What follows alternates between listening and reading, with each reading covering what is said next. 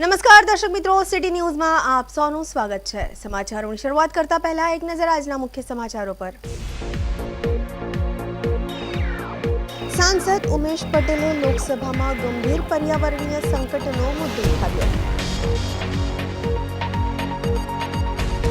વલસાડ જિલ્લામાં પ્રથમ PET CT scan centre હવે વાપીમાં। વાપી એલિટ ચેરિટી એસોસિએશન દ્વારા પહેલીવાર ભજન ક્લબનું આયોજન કરવામાં આવ્યું। હવે સમાચાર વિગતવાર જોઈએ। દમણ અને દીવના સાંસદ સભ્ય શ્રી ઉમેશભાઈ બાબુભાઈ પટેલે લોકસભામાં તેમના મત વિસ્તાર સામે આવી રહેલા ગંભીર પર્યાવરણીય સંકટનો મુદ્દો ભારપૂર્વક ઉઠાવ્યો હતો। દમણ અને દીવના સાંસદ સભ્ય શ્રી ઉમેશભાઈ બાબુભાઈ પટેલે લોકસભામાં તેમના મત વિસ્તાર સામે આવી રહેલ ગંભીર પર્યાવરણીય સંકટનો મુદ્દો ભારપૂર્વક ઉઠાવ્યો હતો। તેમણે જણાવ્યું હતું કે ગુજરાતના વાપીમાં રસાયણ અને અન્ય ઉદ્યોગો દ્વારા છોડાવવામાં આવતા ઝેરી વાયુઓ અને પ્રદૂષિત પાણીના કારણે તેમના મત વિસ્તાર દમણમાં કુલ્લક નદી, બિલખાડી નદી અને દમણગંગા નદીઓ અત્યંત ગંભીર બની ગઈ છે। सांसदे કહ્યું કે આ નદીઓ હવે જીવન આપતી નથી પરંતુ ઝેરી ગટર બની ગઈ છે, જે દરિયાઈ पर्यावरण માછીમાર સમુદાયની આજીવિકા અને સામાન્ય લોકોના સ્વાસ્થ્ય પર સીધી અસર કરી રહી છે। તેમણે કેન્સર જેવા ગંભીર રોગોના વધતા જતા બનાવો અંગે પણ ચિંતા વ્યક્ત કરી છે। सांसद उमेश पटेले गृहમાં સ્પષ્ટપણે જણાવ્યું હતું કે તેઓ મંત્રાલય દ્વારા આપવામાં આવેલ જવાબથી સંતુષ્ટ નથી, કારણ કે ઘણા મહત્વપૂર્ણ મુદ્દાઓ પર ડેટા રજૂ કરવામાં આવ્યો ન હતો। આ જવાબદારી રાજ્ય પ્રદૂષણ નિયંત્રણ બોર્ડ પર મૂકવામાં આવી હતી। કોઈપણ કાર્ય માટે કોઈપણ સ્પષ્ટ સમયમર્યાદા આપવામાં આવી ન હતી। ભૂલ કરનારા અધિકારીઓ કે ઉદ્યોગો સામે નક્કર કાર્યવાહીનો કોઈ ઉલ્લેખ ન હતો અને જમીન પરની વાસ્તવિક પરિસ્થિતિનો કોઈ ઉલ્લેખ ન હતો।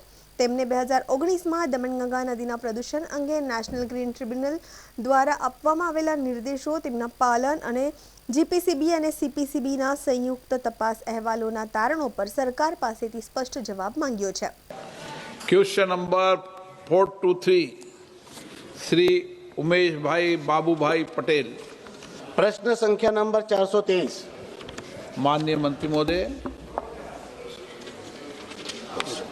माननीय सदस्य, माननीय अध्यक्ष महोदय, मेरा संघ प्रदेश दमन वापी गुजरात के केमिकल एवं अन्य उद्योगों द्वारा छोड़े जा रहे जहरीले गैस और प्रदूषित जल से गंभीर संकट में है। कोल्लक नदी, बिलखाड़ी और दमनगंगा नदी आज नदियां नहीं बल्कि जहरीली नालियां बन चुकी है, जो हमारे समुद्र को भी काफी हद तक जहरीला और प्रदूषित कर रही है।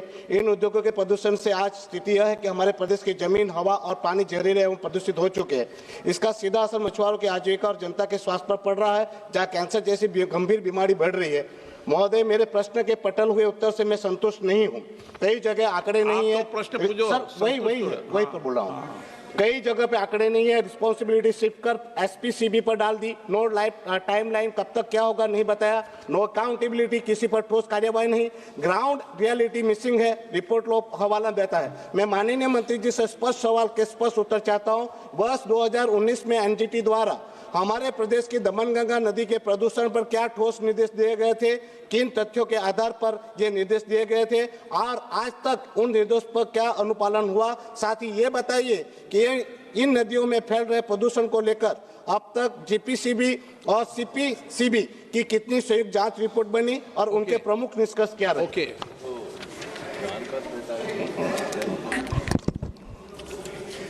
धन्यवाद सर। मैं माननीय सदस्य श्री उमेश भाई पटेल जी का, सर मैं वाकई उनका कंसर्न बहुत जेन्युइन है और ये उस विषय पर बहुत मेहनत भी कर रहे हैं। मैं उनकी प्रशंसा करना चाहता हूँ सर कि उन्होंने जो दामन दीव और दादरा नगर हवेली के पर्यावरण की समस्याओं को लेकर उन्होंने कई बार ये बात भी उठाई है, प्रश्न भी उठाए हैं, 377 में भी रखा है और मुझसे व्यक्तिगत मिलकर भी उन्होंने अपना एक कंसर्न जाहिर किया सर। इस संबंध में मैं आपसे कहना चाहता हूँ कि सर ये हमारी सरकार के प्रयास है कि देश के जो पर्यावरण में निरंतर हमारे सुधार किए जाए। सर जिस तरह से हमारे देश की इकॉनमी बढ़ रही है, इंडस्ट्रीज बढ़ रही है, बिजनेस बढ़ रहा है, उसके साथ साथ ये जो हमारी इंडस्ट्रीज का इफ्लुएंट डिस्चार्ज होता है वो भी हमारी नदियों में आता है सर और ग्राउंड वाटर में भी आता है।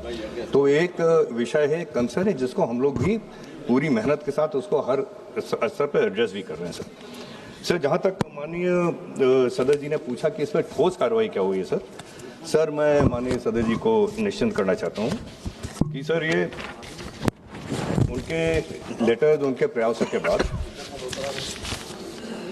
हमारे यहाँ जो ये दमन गंगा और कोलक नदी है जो आपका कंसर्न है, उसके हमारे ये स्टेट एक्शन प्लान भी बने हैं सर, और उसकी मॉनिटरिंग भी हमारी रिवर मॉनिटरिंग कमेटी बराबर लगातार कर रही है सर। उसका रिजल्ट ये है कि जो हमारे दमन गंगा रिवर में जो पॉल्यूटेड रिवर स्टेज कैटेगरी 1 का था, और उसके साथ साथ जो ये कोलक नदी में जो हमारा कैटेगरी 4 का था, उसमें लगातार इम्प्रूवमेंट हुआ है, उसमें लगातार वो पानी की गुणवत्ता में बढ़ोतरी हुई है सर। उसमें जो एक्शन लिए गए, जो माननीय सदस्य जी ने पर्टिकुलरली पूछा है sir, Gujarat pollution control board ने सर 1890 इंस्पेक्शन किए सर, 1 जनवरी 25 से 24 फरवरी 26 तक सर ये वापी एरिया में किए।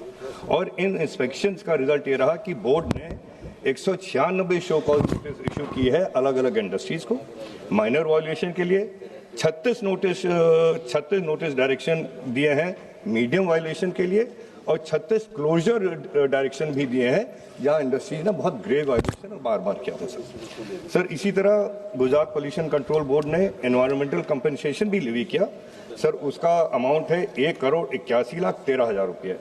ये 33 यूनिट जो वापी पे थे उन पे लेवी किया गया 1 जनवरी 2025 से 24 फरवरी 2026 तक।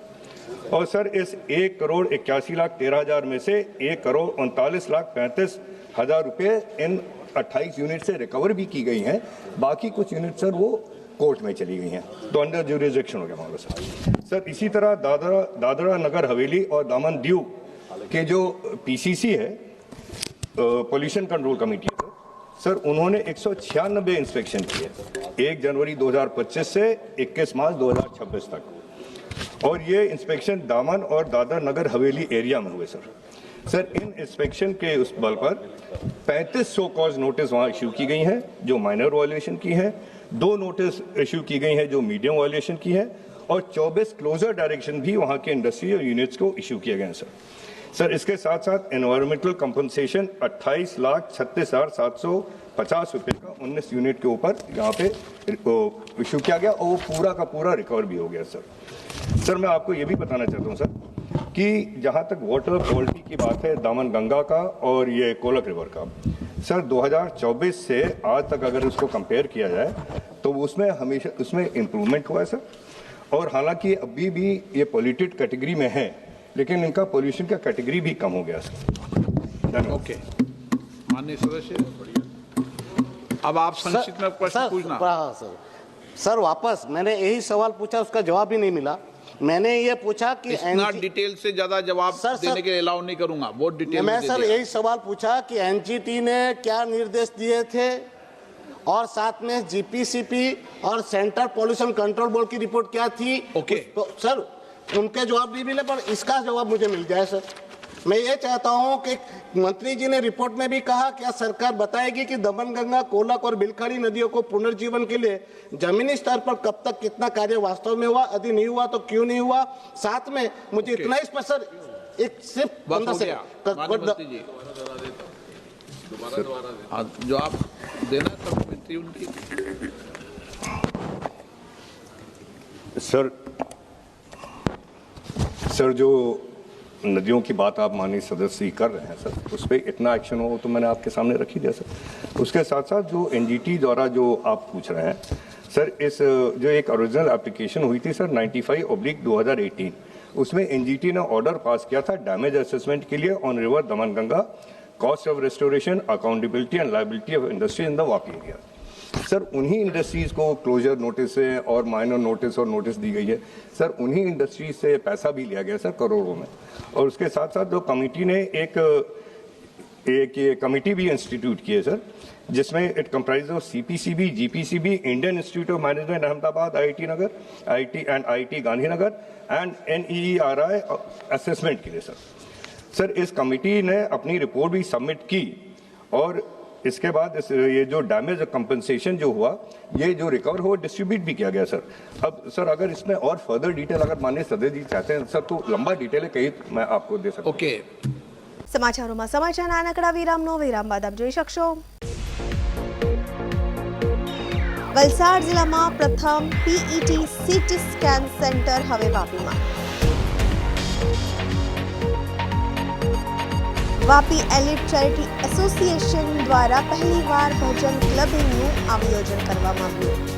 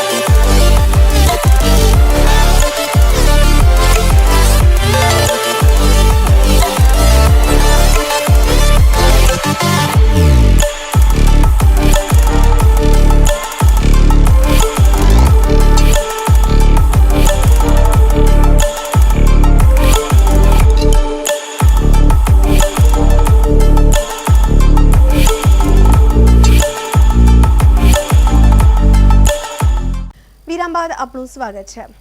વલસાડ જિલ્લામાં પ્રથમ પીઈટી સીટી સ્કેન સેન્ટર હવે વાપીમાં.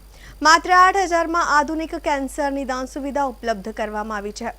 વલસાડ જિલ્લામાં પ્રથમ પીઈટી સીટી સ્કેન સેન્ટર હવે વાપીમાં છે. માત્ર 8,000માં આધુનિક કેન્સર નિદાન સુવિધા ઉપલબ્ધ કરવામાં આવી છે. દક્ષિણ ગુજરાતના આરોગ્ય ક્ષેત્ર માટે એક ઐતિહાસિક પગલું રૂપે Avekshaa 21st century cancer care centre Vapi દ્વારા વલસાડ જિલ્લાના પ્રથમ પીઈટી સીટી સ્કેન સેન્ટરનું ઉદ્ઘાટન રવિવારે તારીખ 22 માર્ચ 2026ના રોજ કરવામાં આવ્યું. આ અદ્યતન સુવિધા નાડકર્ણી મેડિકલ ફાઉન્ડેશનના માર્ગદર્શન હેઠળ સ્થાપિત કરવામાં આવી છે, જેનો મુખ્ય ઉદ્દેશ લોકો સુધી સસ્તું અને ઉચ્ચ સ્તરનું કેન્સર નિદાન પહોંચાડવાનો છે. અત્યાર સુધી વલસાડ અને આસપાસના વિસ્તારોના દર્દીઓએ પીઈટી સીટી સ્કેન માટે મુંબઈ અથવા સુરત જેવા મોટા શહેરોમાં જવું પડતું હતું, જેના કારણે સમય ખર્ચ અને માનસિક તણાવ વધતો હતો. હવે આ નવી સુવિધાથી વાપીમાં જ વિશ્વસ્તરીય પીઈટી સીટી સ્કેન સેન્ટર માત્ર 8,000ના સબસિડાઇડ દરે ઉપલબ્ધ બન્યું છે.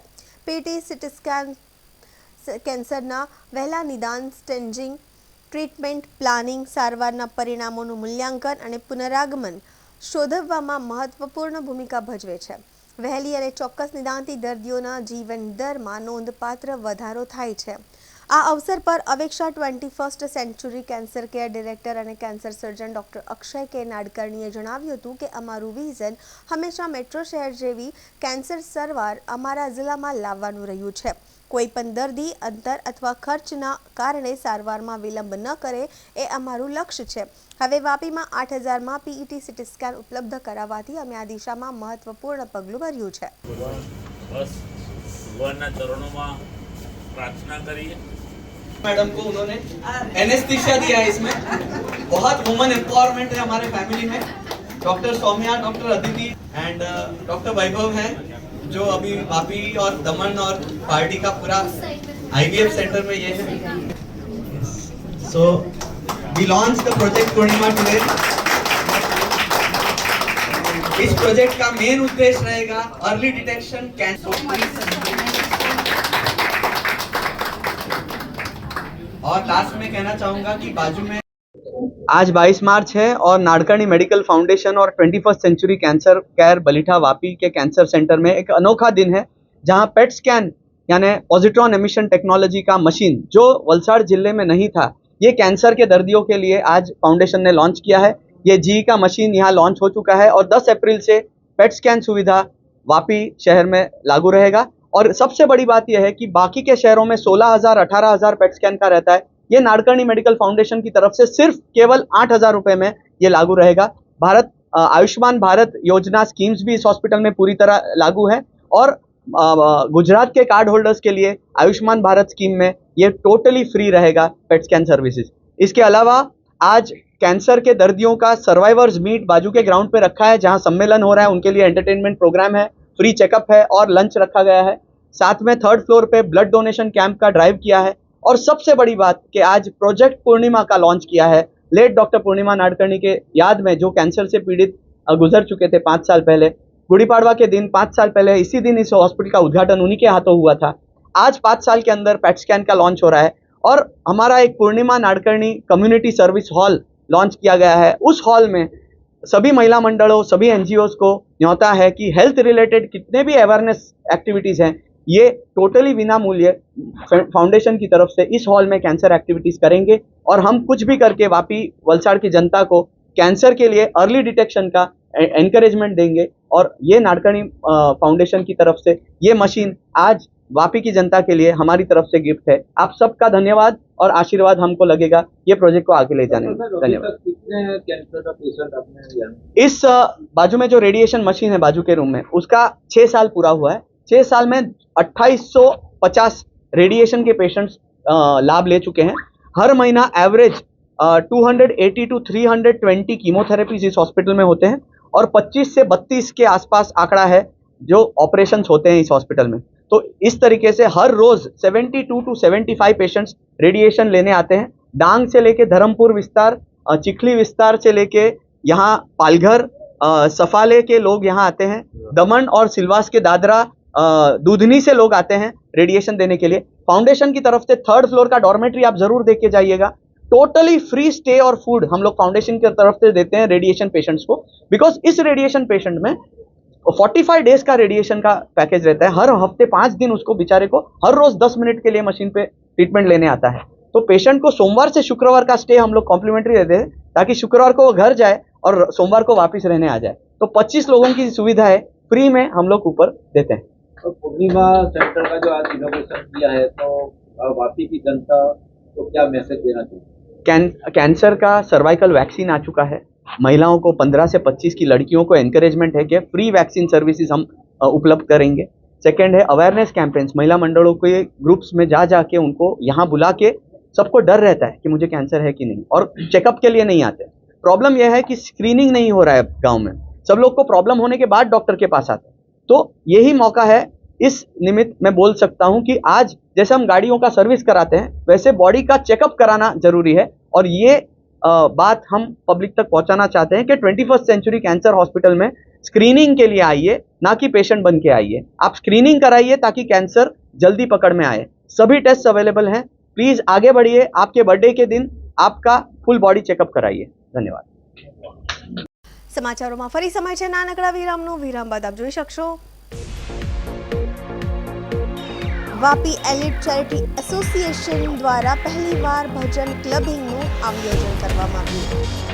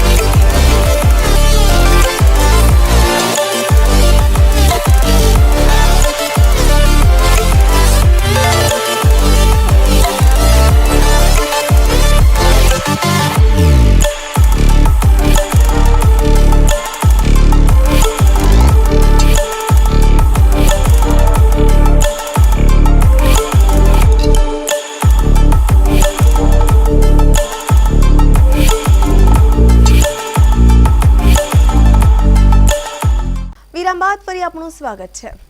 વાપીથી એક અનોખા સમાચાર સામે આવ્યા છે, જ્યાં વાપી એલિટ ચેરિટી એસોસિએશને પહેલીવાર ભજન ક્લબિંગ કાર્યક્રમનું આયોજન કરવામાં આવ્યું છે। વાપીથી એક અનોખા સમાચાર આવ્યા છે, જ્યાં વાપી એલિટ ચેરિટી એસોસિએશન દ્વારા પહેલીવાર ભજન ક્લબિંગ કાર્યક્રમનું આયોજન કરવામાં આવી રહ્યું છે। આ કાર્યક્રમ 11 એપ્રિલ 2026ના રોજ વાપીના વીઆઈએ ગ્રાઉન્ડ ખાતે યોજવાનો છે। આ કાર્યક્રમનો ઉદ્દેશ પરંપરાગત ભજન ભક્તિ ગીતોને આધુનિક સંગીત સાથે જોડીને નવી પેઢીને રજૂ કરવાનો છે। આ કાર્યક્રમમાંથી મળેલી રકમનો ઉપયોગ મહિલાઓને કૌશલ્ય તાલીમ આપવા માટે કરવામાં આવશે। વધુમાં ટેલરિંગ માટે સમર્પિત એક નવું કૌશલ્ય વિકાસ કેન્દ્ર પણ સ્થાપિત કરવામાં આવશે। આ કાર્યક્રમમાં દિલ્હી સ્થિત બેન્ડ કેશવમ લાઈવ પરફોર્મન્સ આપશે, જે ભક્તિથી ભરપૂર વાતાવરણ બનાવશે। આયોજકોએ તમામ સંગીત ઉત્સાહીઓ અને યુવાનોને કાર્યક્રમમાં હાજરી આપવા આમંત્રણ આપ્યું છે। કોન્સેપ્ટ ભજન ક્લબિંગ પહેલી વાર સાંભળ્યું। ભજન ક્લબિંગ આજ સુધી ક્યારેય ક્લબિંગનો કોન્સેપ્ટ આવી રીતે પહેલી વાર જોયો છે। તો આ ક્લબિંગ કોન્સેપ્ટમાં એવું છે કે ક્લબિંગ જનરલી ટર્મ જોડાયેલો હોય 18+માં, પણ આ એક જ એવું ક્લબિંગ છે। ઇનફેક્ટ આપણે અત્યારે જેન્ઝી કે આપણે જો અત્યારે અવેરનેસ સ્પિરિચ્યુઅલ જર્ની પર બધા લોકોને આવી છે, એમાં એક આ બહુ મોટું બૂસ્ટ આપશે એવું અમને લાગે છે। એટલે અમે બહુ સૌભાગ્ય છે કે હર વર્ષે આવી ઇવેન્ટ થવી જોઈએ એવું અમે એક્સપેક્ટ કરીએ છીએ। ધી એલિટ ઓર્ગેનાઇઝેશનના મેમ્બર્સનો આભાર માનું છું કે એ લોકોએ વાપીમાં ફર્સ્ટ ટાઈમ આવું ભજન ક્લબિંગ જેવું યુનિક કોન્સેપ્ટ આવશે કે આપણી જે પરંપરા છે એ કેવલ ભૂતકાળમાં જ નહીં બટ નવા રૂપમાં અને નવી ઉર્જા સાથે આ જેન્ઝી જનરેશનને પણ સ્પર્શિત કરશે। तू क्यों ले रहा है? हम लोग ले रहे हैं। बंदा बिगाड़ रहा है। सब आ गए? सब कौन है?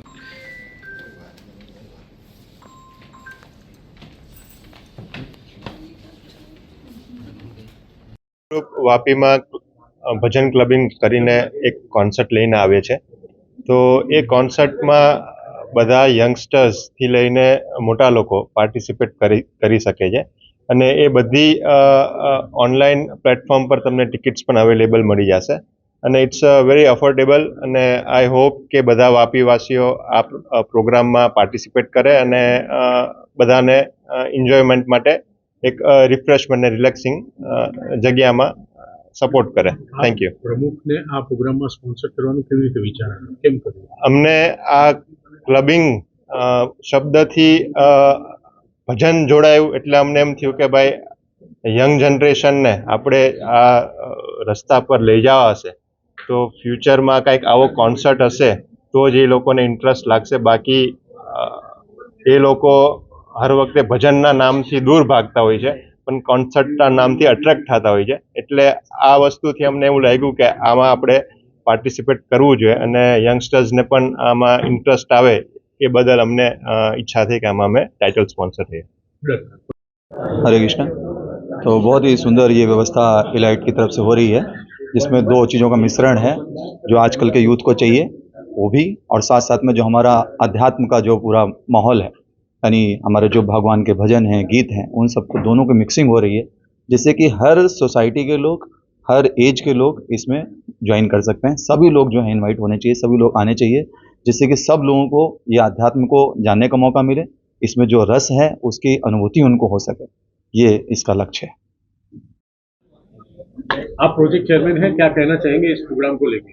पहले तो वापी के सभी वासियों को मेरी हार्दिक शुभकामनाएं। और 11 अप्रैल वीआईए ग्राउंड में ये इवेंट होने जा रहा है भजन क्लबिंग। डिटेल्स ऑलरेडी हमने इसमें सिनेमा में भी एक सभी सिनेमाज में हमारी ऐड चल रही है इसके रिगार्डिंग। बुक माई शो पे लाइव है, स्क्रिप्ट इंडिया पे लाइव है, टिकट्स और पासेस आप वहाँ से बुक कर सकते हैं। अपनी तरह का एक अलग ही इवेंट होने जा रहा है, जिसे मैं डेफिनेटली ये इसे प्रमोट इस तरह से करना चाहूँगा कि इसमें छोटे से छोटे बच्चे से लेकर के बड़े से बड़े सीनियर सिटीजन तक इस इवेंट में एंजॉय करेंगे। बहुत भक्तिमय प्रोग्राम होगा। तो मेरी वापी की जनता से अपील है, प्लीज़ प्लीज़ प्लीज़ आप इस इवेंट को मिस मत कीजिएगा। भारी संख्या में इसमें शामिल होकर के इस इवेंट को सक्सेस बनाने में हमें सहयोग करिए। बहुत बहुत शुक्रिया। हिंदी एक मिनट सॉरी हिंदी हिंदी में भी बोलिए। हाँ, मेरा नाम गिरीश कुपचंदानी है। The elites Vapi elites charity association का फाउंडर और अभी प्रेसिडेंट भी हूँ मैं।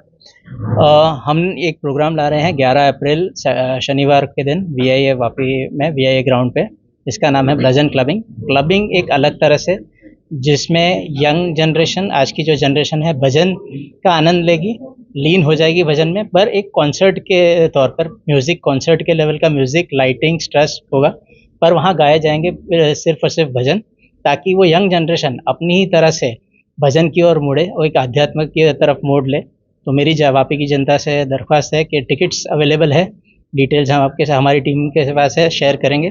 तो ज़्यादा से ज़्यादा लोग हमारे साथ जुड़े। हमारे टाइटल स्पॉन्सर का मैं तो शुक्रिया करता हूँ, जो प्रमुख ग्रुप को स्पॉन्सर है हमारे टर्निंग पॉइंट, और हमारे स्पॉन्सर महिंद्रा राइस जो कि जिन्होंने हमें सपोर्ट किया है, और MD रियलिटी, इन सब का मैं तहे दिल से शुक्रिया अदा करता हूँ। और मैं मीडिया से भी गुजारिश करूँगा कि इस प्रोग्राम में हमारा साथ सहकार दें। शुक्रिया। समाचार पूरा करता पहला एक नजर આજના મુખ્ય સમાચારો પર। सांसद उमेश पटेले लोकसभाમાં ગંભીર પર્યાવરણીય સંકટનો મુદ્દો ઉઠાવ્યો। વલસાડ જિલ્લામાં પ્રથમ PET CT સ્કેન સેન્ટર હવે વાપીમાં।